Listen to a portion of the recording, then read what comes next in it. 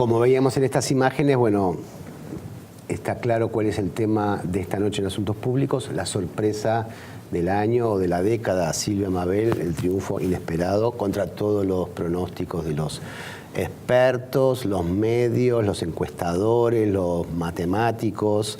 El mundo se enfrenta a la realidad de que el nuevo presidente de la potencia mayor es Trump, inesperadamente. Estamos todos en shock, incluyendo el gobierno argentino que había puesto sus fichas en un triunfo de Hillary. Y muy explícitamente, cosa que no lo habían hecho otros presidentes en otros momentos. Un apoyo muy explícito fue el que le dio el gobierno de... La vida y la política te dan sorpresas, ¿no? Bastante, esta es una de ellas.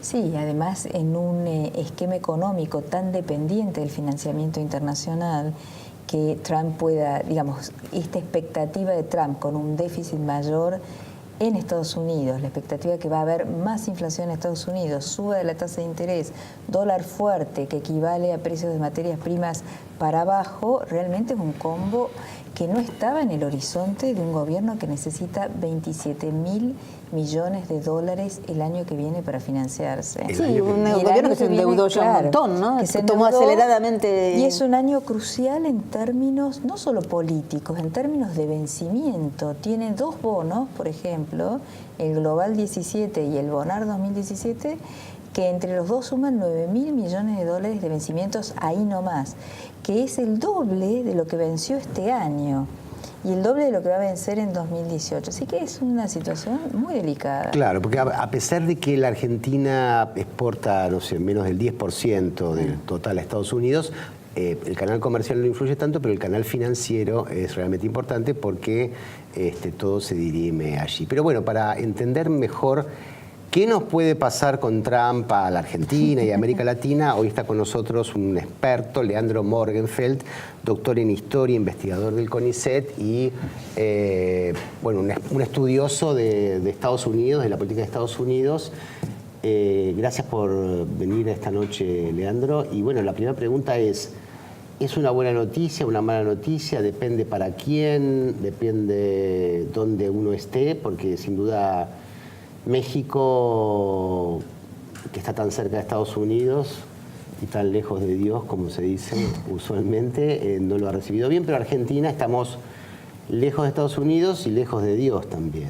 Bueno, buenas noches, gracias por la invitación. Primero, a ver, lo primero es la sorpresa, ¿no? Todos apostaban, como decían ustedes en la introducción, todos apostaban a que ganaba Hillary Clinton, que era la candidata del establishment político, económico, financiero y militar en Estados Unidos. Así que esto primero es una gran conmoción a nivel internacional. Suponíamos que la conmoción geopolítica había sido el Brexit, ¿no? La más grande, que nos dejó a todos, digamos, recalculando qué iba a pasar con Europa. Y ahora con esto que ocurre con Donald Trump, efectivamente cambian muchísimas cosas en el panorama internacional. Hay mucha incertidumbre en muchos temas, digamos, se dividen en dos en general los analistas en Estados Unidos, que son los que dicen, bueno, Trump tenía una retórica de campaña muy antisistema y prometiendo un montón de cosas que iban a cambiar. Ahora ya Trump presidente, esto lo vimos la primera semana, cómo se reúne con Obama, cómo tiene una serie de consideraciones muy positivas hacia Hillary Clinton, de la cual había dicho de todo, cómo en los primeros nombramientos que vamos conociendo hay una especie de equilibrio con el propio Partido Republicano que él había roto. Es decir, algunos dicen, bueno, ahora los poderes fácticos, el gobierno permanente de Estados Unidos, el Parlamento, la propia Corte Suprema, ¿sí? Los distintos lobbies, el Pentágono, lo van a encuadrar en un margen que tienen los presidentes de Estados Unidos, que es mucho más estrecho de lo que en general se cree. Otros dicen, no. Hay muchas cosas atípicas en esta elección. Trump rompió lanzas prácticamente con todos, ¿sí? En las últimas semanas, incluso con Paul Ryan, que es este poderoso jefe de la Cámara de Representantes, que hace 24 o 48 horas acaba de ser ratificado, con lo cual van a tener una relación tensa, pero él tiene un poder muy fuerte, no le debe nada a nadie, tiene el control su partido de las dos cámaras y va a nombrar al 9º juez de la Corte Suprema, están empatados 4-4, con lo cual va a tener un poder extraordinario que no tuvo Obama en los últimos años. Hay indicadores en los dos sentidos, por lo tanto, en muchas cosas todavía no sabemos qué va a pasar. Sí hay una certeza. Hace 6 días Obama dijo, no voy a insistir en el Congreso norteamericano en la ratificación del TPP. El TPP, el Acuerdo Transpacífico, que se firmó en febrero, es el mayor acuerdo de libre comercio de toda la historia que se firmó y aguardaba la ratificación de los congresos de los 12 países que lo firmaron. Entre ellos sí o sí tiene que estar el de Japón, que había fracasado una semana antes, ¿sí?, el primer ministro en forzar una rápida ratificación, y el de Estados Unidos. El plan de Obama, como su, digamos, representante comercial, Mike Froman, pasó diciendo a todos los países que habían firmado el TPP, e incluso la Argentina, que no lo había firmado, pero Froman estuvo reunido con Malcorra 24 horas antes de las elecciones, le dijo: quédese tranquilo que Hillary en la campaña dice que está en contra del TPP, pero el día siguiente a que terminen las elecciones y hasta enero que cambie el Congreso, yo tengo los votos para ratificar. Bueno, el viernes dijo: esto no es así, se cae el TPP, se pone en un cono, digamos, de sombras y con muchas dudas el avance del acuerdo transatlántico, que es el de la Unión Europea y Estados Unidos, que difícilmente puede avanzar. Lo mismo con el TISA, que es otro mega acuerdo sobre liberalización de servicios. Entonces, todo ese mecanismo de globalización neoliberal a través de mega acuerdos de libre comercio, hoy está en duda, que es parte de las promesas de la campaña de Trump. ¿Qué pasa en América Latina? Tres cosas, ¿sí? Para países como la Argentina son malas noticias en tres sentidos que ustedes lo estaban diciendo en la introducción. Primero, el tema de que se caen los acuerdos de libre comercio regionales. El gobierno argentino, ¿sí?, hace 2 o 3 semanas había estado el ministro de Producción, Cabrera, en Estados Unidos sorprendiéndonos a todos diciendo que la Argentina estaba buscando un TLC, un Tratado de Libre Comercio Bilateral, con Estados Unidos. ¿Sí? Después le preguntaron si era solo la Argentina o el Mercosur y se dijo 2 o 3 veces hasta tuvo que salir Malcorra a aclarar que esto solo podía hacerse en el marco del Mercosur. La perspectiva de la Argentina, como lo conversó Malcorra con Froman un día antes de las elecciones, era que la Argentina como mínimo va a ser un veedor en el proceso de implementación del acuerdo transpacífico. ¿No? Eso era y que era, esto era el trampolín para después ingresar. Acordemos que Argentina en mayo pasó a ser parte como observador de la Alianza del Pacífico. La Alianza del Pacífico son México, Colombia, Perú y Chile, un bloque que se formó en el año 2011, ¿sí?, que planteaba como mecanismo de inserción internacional la firma de tratados de libre comercio, muy alineados con Estados Unidos. Ese bloque hoy entra todo en un cono de incertidumbre y de sombra. Entonces, los países que apostaron por una integración vía tratados de libre comercio, los países que apostaron a captar, ¿sí?, créditos de Estados Unidos, como la Argentina, ¿sí?, que tiene, como estaba diciendo Silvia recién, vencimientos muy importantes el año que viene. Y hay expectativa de que se suba levemente la tasa de interés por parte de la Reserva Federal. Eso se venía también eso discutiendo se venía discutiendo. Es cierto que las actuales autoridades tienen mandato hasta febrero del 2018, es decir, Trump no puede poner a alguien suyo inmediatamente, pero hay expectativas que se encarezca el dinero desde el punto de vista internacional. Y la tercera, que todavía no dijimos, es la expectativa de esa famosa lluvia de inversiones. Macri realineó a la Argentina atrás de Estados Unidos, ese creo que fue el gran error geoestratégico, suponiendo que le pagamos a los buitres, damos señales, hacemos el mini Davos, vamos al foro de Davos en enero, etcétera, y va a venir la lluvia de inversiones. Bueno, esa lluvia, ya todos los analistas, incluso los cercanos al gobierno, están diciendo se va a parecer más una sequía de inversiones, porque un mundo muy inestable, con mucha incertidumbre, suponemos que esos capitales van a quedarse en los países centrales. Justo en un momento en que Estados Unidos se vuelve aislacionista. Esta no es la primera vez en la historia de Estados Unidos que se produce esto, ¿no? ¿Por qué no nos contás un poquito qué antecedentes tiene esta política aislacionista? Yo separaría 2 dimensiones. Hay una dimensión que es económica, ¿sí?, que es justamente, estamos viendo, me parece que la elección de Trump, entre muchas lecturas que tiene, es que es una impugnación a los efectos adversos de la globalización neoliberal que se da de los 70 para acá. Lo vimos en el Brexit también. Hay millones de trabajadores que quedan fuera de un sistema que relocaliza industrias, que hay determinadas producciones que quedan obsoletas y que quedan fuera de ese sistema. La clave del triunfo de Trump no solo es el voto ultraconservador que suelen capturar los republicanos, sino que ganó en lo que se llama Rust Belt, el cinturón del óxido, es el cinturón industrial, que son los 4 o 5 estados que en general van para los demócratas, ¿sí?, y que la frustración social, económica, llevó a que elijan un candidato como Donald Trump que promete recuperar esos 5 millones de empleos industriales que perdió Estados Unidos producto de esta apertura de su economía y relocalización de empresas, ¿sí? Increíble eso que vos decís.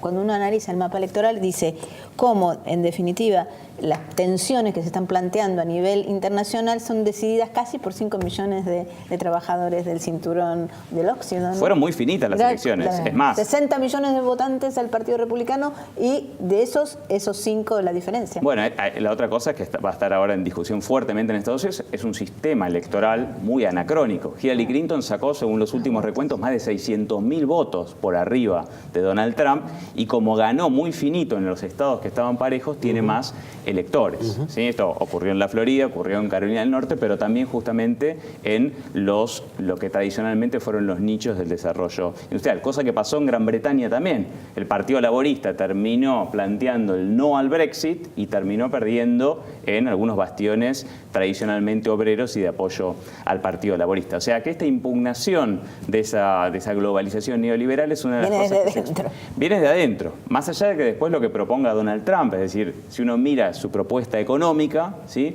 Dice, bueno, toma esa remanida idea del derrame, vamos a recuperar un crecimiento económico que en los últimos años Estados Unidos está casi estancado, crece al 1%, a diferencia de China, de la India, rebajando impuestos a los ricos, ¿sí? Porque así vamos a bajar el costo de las grandes empresas y vamos a forzar a que reinviertan en Estados Unidos. Bueno, en el caso de Macri hay como un apoyo, una apuesta a esa apertura económica en un momento en que en el mundo, en los países centrales, se está impugnando esa globalización neoliberal. Hay como una suerte de destiempo, de anacronismo. Tratar de que vengan capitales, de sumarse a acuerdos de libre comercio cuando se están rechazando en los países centrales. Pasó en Europa, poco después del Brexit, Macri fue a hacer una gira por Francia, por Alemania, pidiéndole que se retomen las negociaciones del acuerdo TLC-Unión Europea. Bueno, ahora está pidiendo un tratado de libre comercio con Estados Unidos en el momento que Estados Unidos dice no solo no lo vamos a hacer, sino que vamos a terminar con el NAFTA. Hay otro factor que es interesante, que en la Argentina se estaba dando una impugnación del populismo, ¿no? Más allá de qué quiere decir esto del populismo. Polisémica pero, el término, sí, ¿no? sí los hay, ¿no? Que tienen múltiples significados. Pero lo interesante es que para aquellos que dicen, no, estamos en contra del populismo, ahora hay un gobierno populista en la madre patria, Estados Unidos, en la cuna, en el país democrático más antiguo del mundo. Hay un gobernante populista. Entonces esto es como desconcertante para muchos que decían, entonces el populismo no debe ser tan malo. No sé. Yo tengo 3 o 4 cosas sobre puntos. Una, me parece que la categoría de populista, si sirve para un Evo Morales, para un Putin, para un Le Pen o para un Trump, no sirve. Sí. Correcto. O sea, se estiró tanto como una palabra polisémica, me parece que como concepto no sirve. En general tiene una carga muy negativa y quienes defienden un discurso más republicano o institucionalista lo usaban para denostar a procesos populares, tomando a la gran democracia norteamericana como un modelo a imitar, ¿no? Exacto. Escuchamos mucho en América Latina en los últimos años, esto no ocurriría nunca con la prensa, con las instituciones, con la manera de hacer campaña, etcétera, en un país como Estados Unidos. Ahora que ocurrió, estamos todos recalculando, ¿no? Es un elemento por lo menos interesante. Hay una fuerte impugnación del sistema político. Es la primera vez que a menos de 24 horas en las elecciones hay marchas en más de 25 ciudades de Estados Unidos con la consigna de muchos jóvenes diciendo not my president, no es mi presidente Trump. Y nadie dice que hubo fraude. Esto es interesante, no están diciendo hubo fraude, pero hay un sistema electoral donde hay algunos votos, sobre todo los estados más chicos del centro, más conservadores, que valen más que otros. Hay un vicepresidente fuertemente homofóbico. La población afroamericana, que es muy importante, apenas el 8% de los que votaron a Donald Trump. Las elecciones fueron las más caras de la historia, 6.600 millones de dólares, y los dos candidatos, esto lo dijimos mucho antes de saber cómo iban a terminar las elecciones, no porque decíamos que iba a ganar Trump, pero los dos candidatos concitan un nivel de rechazo enorme. Hillary Clinton era vista como la candidata del sistema, ese fue el gran acierto, digamos, de Donald Trump, que es parte del establishment económico, pero se presentó como un outsider del sistema político, la primera vez que un presidente de Estados Unidos electo no ocupó ningún cargo político, y él dijo, yo voy a derrotar a la casta política de Washington y a la casta económica de Wall Street, a la cual él atacó en la campaña. Yo me acuerdo en el 2008 que estuve viviendo en Estados Unidos, en la campaña donde la candidata que iba a ganar era Hillary Clinton otra vez, y apareció Obama, apareció de afuera, impugnó a esa candidata y dijo, yo voy a transformar las reglas de funcionamiento de Washington. Y evidentemente no lo logró. Vamos a ver qué pasa en el próximo bloque. Vamos a seguir con este tema que se podría llamar recalculando como los GPS. Ya volvemos.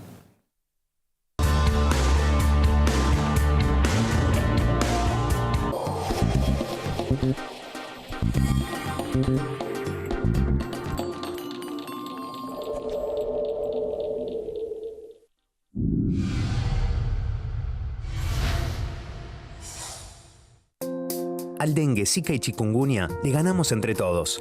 Eliminemos los criaderos de mosquitos de nuestras casas.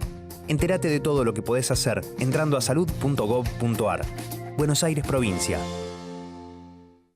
Con Shell Latam Pass, volar está en tus manos. Pedí tu tarjeta en nuestras estaciones y acumula kilómetros para volar o canjear por importantes premios. Mi corazón con el Kini late más. Dale, prendete. Vos también hacete fanático al ritmo del Kini 6 y vení a festejar todas las semanas. Esta es la bolsa de valores, la de los valores que realmente importan. Un lugar donde se invierte en las acciones que nos hacen crecer como personas. Aquí encontramos a los inversores de la vida. Yo me convertí en inversor de la vida cuando entendí que no me estaba comprando un auto, no. Estaba invirtiendo en conocer lugares nuevos y que no estaba levantando 4 paredes. Invertí en mi propia historia familiar. Empecé a invertir en las cosas que realmente te importan, porque de eso se trata la vida, ¿no? De vivirla.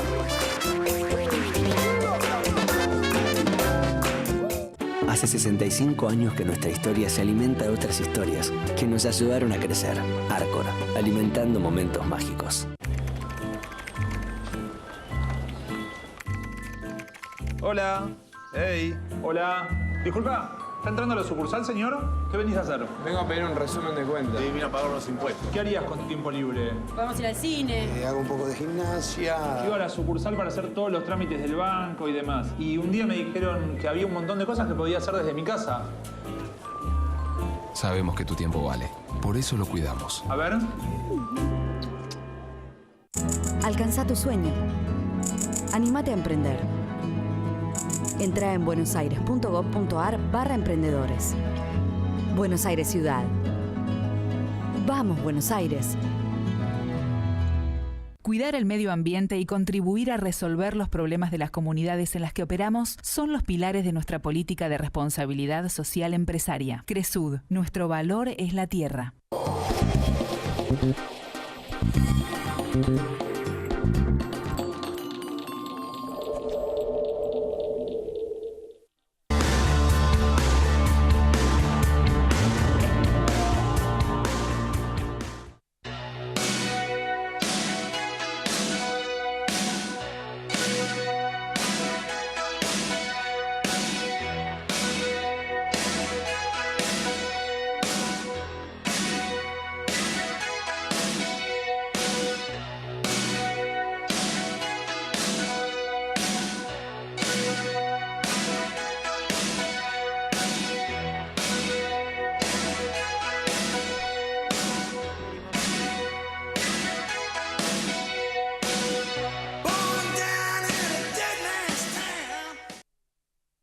Calculando después del triunfo de Trump en las elecciones, y nuestro invitado de hoy, Leandro Morgenfeld, nos trajo unos libros que queremos comentarles. Este es Estados Unidos y la nueva correlación de fuerzas internacional, editado por CLACSO, el Consejo Latinoamericano de Ciencias Sociales. Este libro es gratuito, se puede bajar de la página web de CLACSO para todos los que quieran saber más sobre qué puede pasar en la escena internacional. Y este es un libro que se llama El no al ALCA 10 años después, editado por la Facultad de Filosofía y Letras de la Universidad de Buenos Aires, también con artículos académicos sobre la relación de Estados Unidos y América Latina. Bueno, tenemos muchos temas. Estábamos en el bloque anterior repasando las consecuencias para América Latina, y vos habías mencionado una cosa que decían, algunos decían que Trump, bueno, más allá de las promesas de campaña, iba a ser como absorbido, domesticado por el sistema. ¿Qué chances le ves a esto y a que Trump no sea el Trump que surgió en la campaña electoral? Bueno, lo primero que ya vimos en el último año, que lo que pronosticábamos, me incluyo, todos los analistas, por ejemplo, que Trump nunca podía ganar la interna, y después de que Trump nunca podía llegar a la presidencia, no se produjo, así que creo que hay que ser bastante cautos en los pronósticos. Estamos ante una situación bastante inédita. Me parece que hay signos en ambos sentidos, es decir, que en algunas cosas se está encuadrando Trump y en otras cosas está cumpliendo con parte de lo que propuso en la campaña. Ejemplo, el domingo se dio a conocer el primer reportaje que dio él ante la CBS, ¿sí?, el programa 60 Minutos, como presidente electo. Y ahí dijo una cosa bastante temeraria, ¿no? Dijo, inmediatamente yo voy a expulsar a entre 2 y 3 millones de indocumentados que tienen antecedentes penales. Yo estaba ayer viendo números oficiales de los más de 11 millones de indocumentados que hay. En realidad hay 800.000 que tienen, ya hay un falseamiento del número. Es cierto que en la campaña había hecho una cosa más temeraria. Dijo que en 18 meses iba a expulsar a los 11 millones de indocumentados. Y es cierto también que en las últimas 2 presidencias Obama expulsó 2.8 millones y Bush 2 millones. Es una política que ya existe, ¿no? Hay mucha hipocresía en rasgarnos las vestiduras, pero no reconocer que es algo que ya existe. Ahora, esto generó en Estados Unidos, esto que dijo el domingo a la noche, muchísimo temor. Hay muchas universidades hoy en Estados Unidos que se están organizando y movilizándose para transformar esas universidades en lo que se llama santuarios, es decir, espacios donde las autoridades no colaboren con las autoridades migratorias para no expulsar a muchos estudiantes universitarios que están haciendo sus carreras de grado. Yo tengo colegas que son profesores que me están contando cómo hay el día siguiente y al otro día que se conocieron las elecciones, muchos docentes y estudiantes llorando en los cursos, el temor a ser inmediatamente deportados. Eso está ocurriendo en algunas grandes ciudades también, en Nueva York, ciudades de California, que los alcaldes dicen no colaboramos con las autoridades migratorias porque no vamos a permitir este proceso de deportaciones masivas. Esto augura procesos de tensión social muy fuerte, no solo con la comunidad afroamericana. Tuvimos a lo largo de todo este año movilizaciones, el movimiento Black Lives Matter, la vida de los afroamericanos importa, en contra de la violencia policial. Lo mismo vamos a tener con los hispanos, lo mismo vamos a tener con las minorías sexuales. El vicepresidente Mike Pence es un vicepresidente que promovió en su estado de Indiana, como gobernador, una de las leyes más homofóbicas de toda la historia. Por ejemplo, permitía a los comerciantes no atender a parejas del mismo sexo si iba en contra de sus creencias religiosas. Esto fue un gran escándalo en el estado de Indiana. Es decir, hay un Estados Unidos que no es el de las grandes ciudades cosmopolitas, que se proyecta en las series de Hollywood, ¿sí? Que se proyecta a través del turismo, ¿no? En Miami, Nueva York, Chicago, Los Ángeles, San Francisco. Hay un Estados Unidos profundo. Está el Ku Klux Klan. El Ku Klux Klan va a marchar. Una chica. El Ku Klux Klan va a marchar el 3 de diciembre en Carolina del Norte, ¿sí? Para festejar el triunfo de Trump y reivindicar la vuelta, ¿sí? De la supremacía blanca gracias al triunfo de Trump. Acaba de tener que renunciar un alcalde de un pueblo muy chiquito de West Virginia porque dijo unas barbaridades en relación con la actual primera dama. Quien él acaba de nombrar, Steve Bannon, que acaba de nombrar Trump como uno de sus principales asesores, ¿sí? Que fue su jefe de campaña, tiene un site de ultraderecha, se llama La Nueva Derecha, donde participan activamente sectores filofascistas. Distintos integrantes del Ku Klux Klan publican y participan en los foros. En eso hay una especie de indignación en Estados Unidos que alguien así tenga uno de los principales cargos. Es cierto, la jefatura de gabinete se la dio a un prominente miembro del Partido Republicano. Hay un equilibrio ahí, pero ya está haciendo cosas que despiertan tensiones sociales. Newt Gingrich, ¿no? Vuelve al Giuliani. Hay distintos ultraconservadores que hacen pensar que va, digamos, ser un gobierno más próximo a lo que fue, por ejemplo, en su momento el gobierno de Reagan, algunos que trabajaron en su momento con Bush. Y creo que esto en América Latina es muy importante porque esto va a generar un rechazo hacia el gobierno de Estados Unidos, como el que en su momento, recordemos, generó Bush en toda la región. Pasó en México, ¿sí? A Peña Nieto, cuando lo invitó a Trump, tuvo un despelote político interno, a Trump candidato, porque después de que bastardeó a los mexicanos en toda la campaña, haberlo invitado fue para muchos una suerte de traición.